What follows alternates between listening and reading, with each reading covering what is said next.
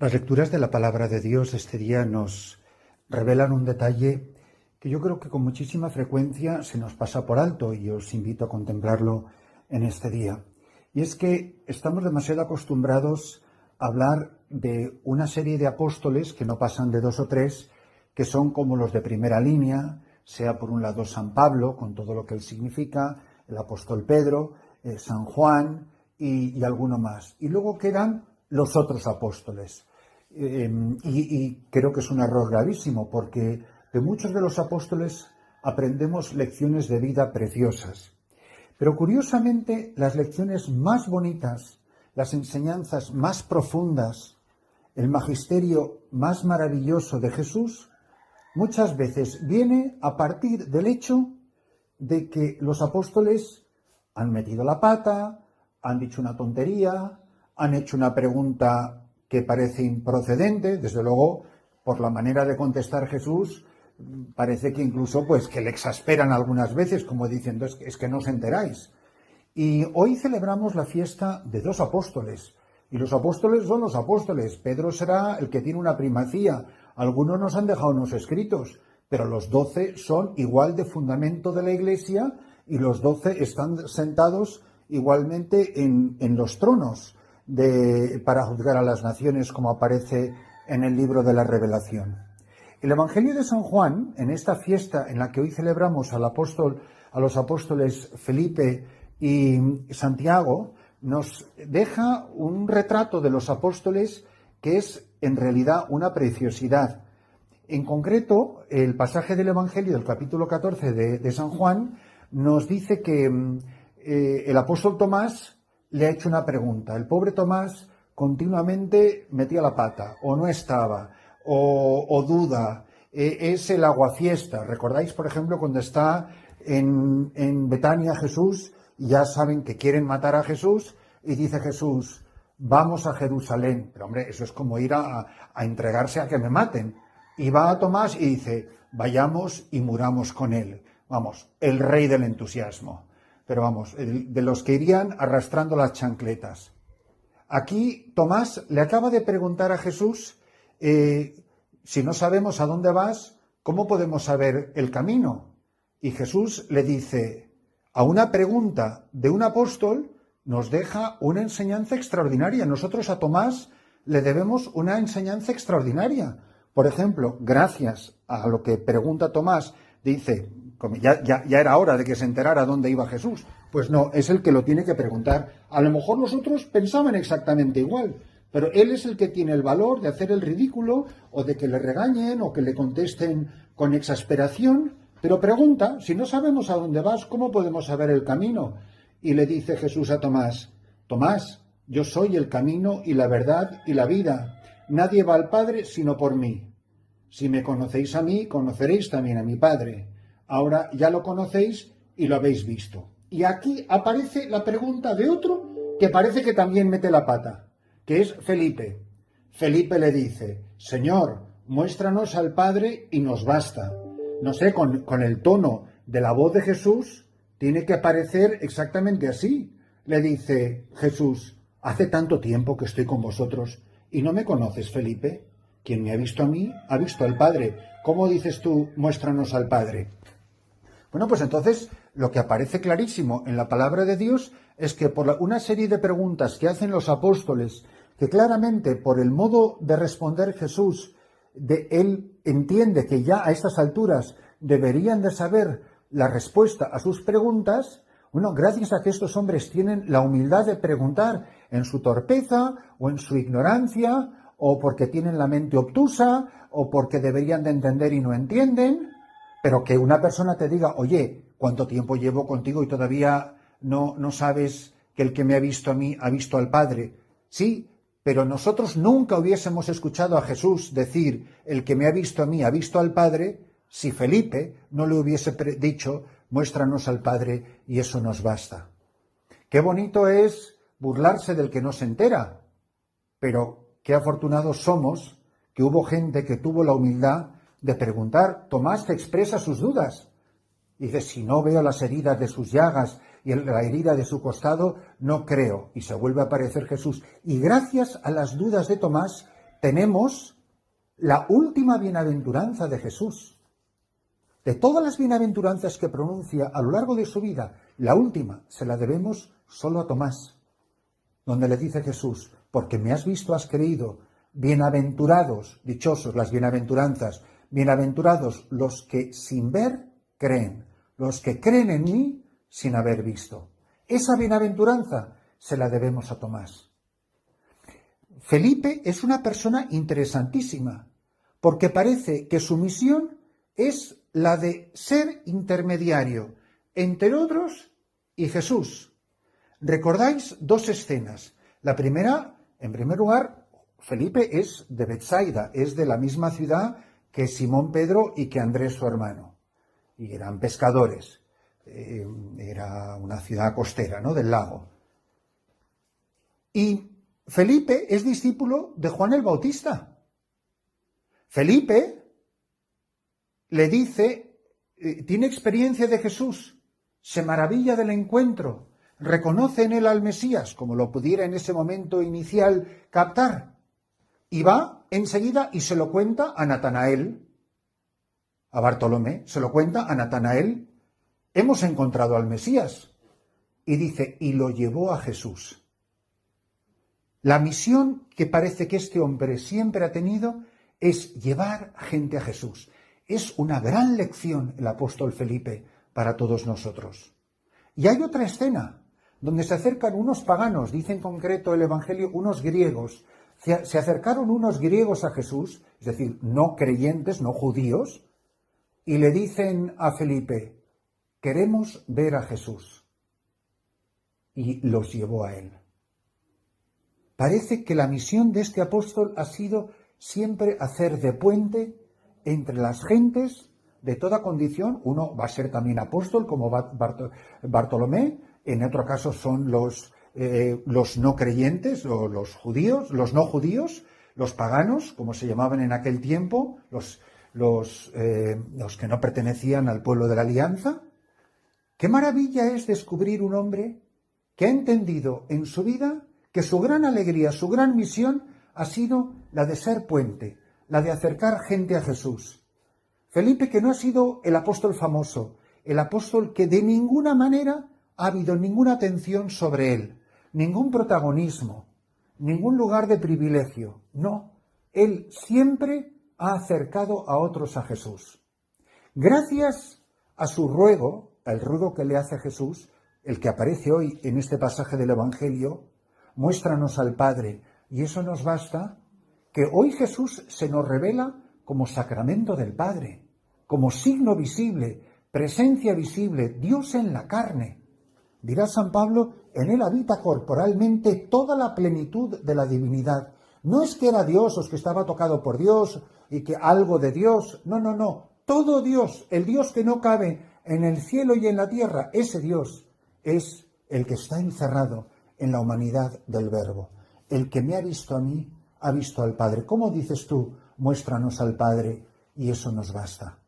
Pero qué maravilla que Jesús, que el apóstol Felipe le haga ese ruego a Jesús, porque ese ruego es el que va a dar pie para que nosotros sepamos de los labios mismos de Jesús que Él es el signo visible. Hace tanto tiempo que estoy con vosotros y no me conoces, Felipe. Quien me ha visto a mí, ha visto al Padre. ¿Cómo dices tú, muéstranos al Padre? ¿No crees que yo estoy en el Padre y el Padre en mí? Lo que yo digo no lo hablo por cuenta propia. El Padre que permanece en mí hace sus obras. Pero es que esto lo podemos llevar, lo debemos de llevar, esto es lo que nos enseña la teología católica, lo debemos de llevar un paso más allá. Porque es que ahora Cristo resucitado es igual de invisible porque participa de la gloria que tenía junto al Padre. Padre, glorifica a tu Hijo con la gloria que tenía junto a ti desde toda la eternidad. Esa gloria la ha recuperado, la ha vuelto a recibir, esa que estaba oculta por la kenosis de la encarnación y por su humillación, la ha vuelto a recibir de nuevo en la resurrección. Con lo cual ahora Cristo, por ser glorioso, es invisible.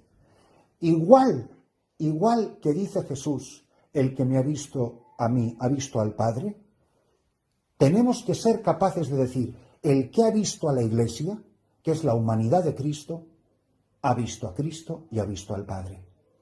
La Iglesia tiene que vivir de tal manera que quien la vea, vea el rostro del Padre que nos ha revelado Jesucristo.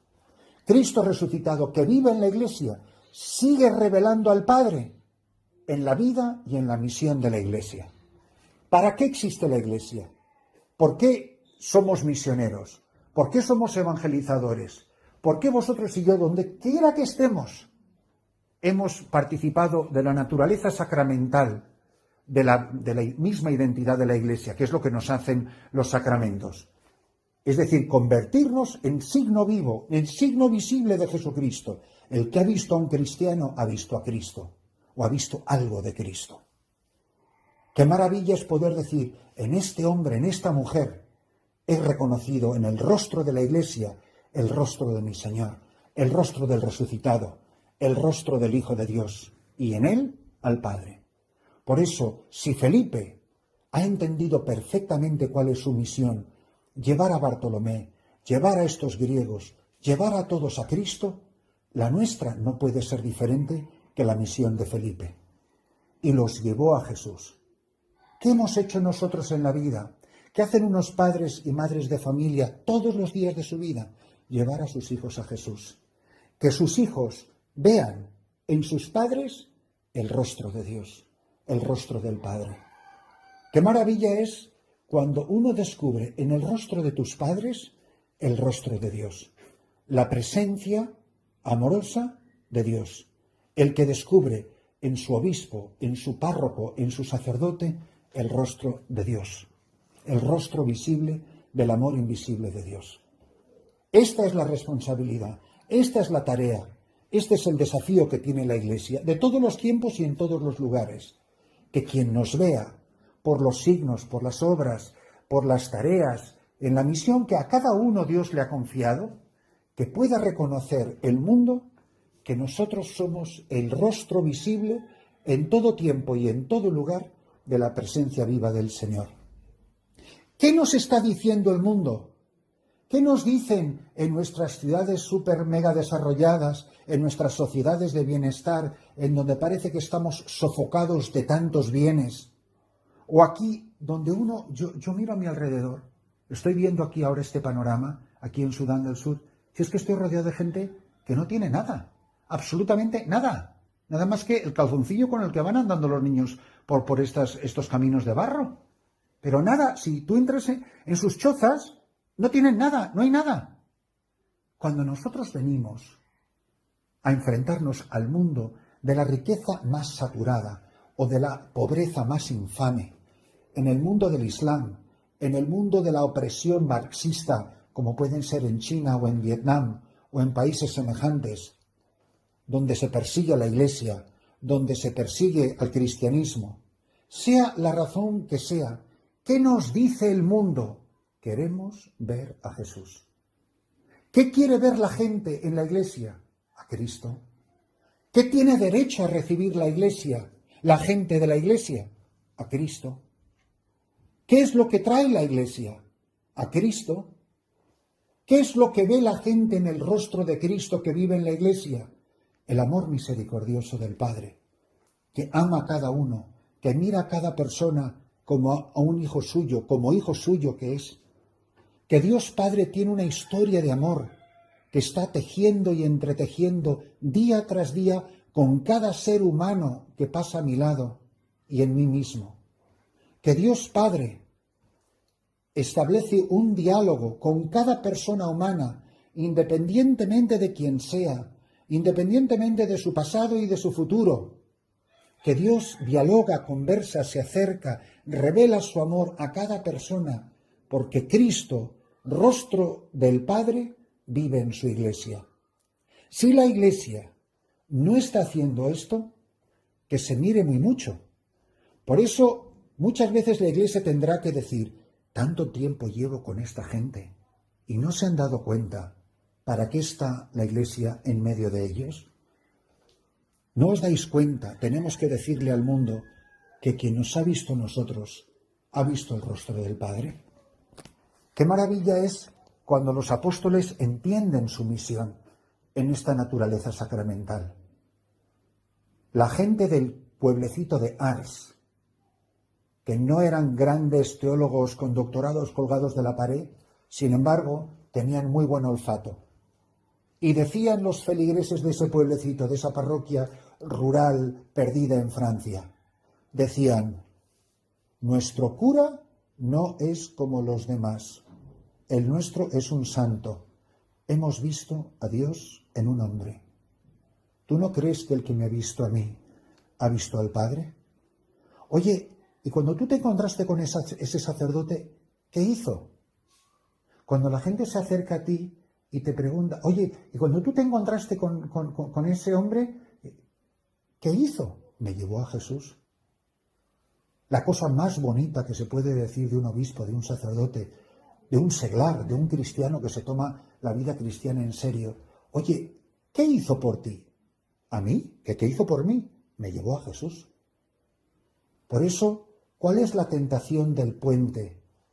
Creerme que soy el Mesías yo. ¿Cuál es la tentación del puente? Retener al viandante. Que la gente se quede en el puente y que no pase a la otra orilla. El puente no es el protagonista. El puente es el que une una orilla con la otra. Es el que une el tiempo con la eternidad, el pecado con la gracia, la muerte con la vida. No somos más que puentes por los que camina la humanidad y llega a la otra orilla y se encuentra cara a cara con el rostro de Dios amor en el rostro de Cristo. Que esta celebración, esta fiesta de estos dos apóstoles, nos ayuda a descubrir que hasta en nuestros despistes Dios nos revela, en nuestros pecados Dios nos revela, en nuestras confusiones Dios nos revela las cosas más hermosas. Muchas veces en nuestras torpezas y hasta en nuestros pecados hemos descubierto las cosas más maravillosas de la vida cristiana y de las enseñanzas de Jesús. No son palabras mías, son palabras recientemente proclamadas el día del pregón pascual. Oh feliz culpa que mereció tal pecado. Si yo no hubiese pecado como he pecado, hubiera experimentado la misericordia de Dios como la conozco. Si el pobre Felipe no hubiese sido tan despistado y en vez de quedarse calladito le dice, muéstranos al Padre y eso nos basta, jamás hubiéramos leído en los santos evangelios que el que ha visto el rostro de Jesús ha visto del rostro del Padre. Y el que ha visto el rostro de la Iglesia ha visto el rostro de Cristo glorioso, el rostro de Cristo resucitado, el rostro de Dios que es amor.